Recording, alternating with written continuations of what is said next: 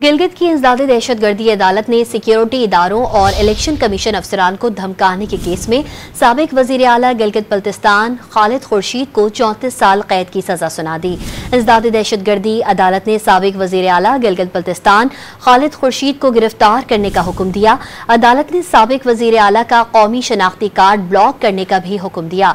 साबिक वजीर आला को मजमूई तौर पर 34 साल कैद और 6 लाख रुपए जुर्माने की सजा दी गई। गिलगित की इंसदादी दहशतगर्दी अदालत ने सिक्योरिटी इदारों और इलेक्शन कमीशन अफसरान को धमकाने के केस में साबिक वजीर आला गिलगित बल्तिस्तान खालिद खुर्शीद को 34 साल कैद की सजा सुना दी। इंसदादी दहशतगर्दी अदालत ने साबिक वजीर आला गिलगित बल्तिस्तान खालिद खुर्शीद को गिरफ्तार करने का हुक्म दिया। अदालत ने साबिक वजीर आला का कौमी शनाख्ती कार्ड ब्लॉक करने का भी हुक्म दिया।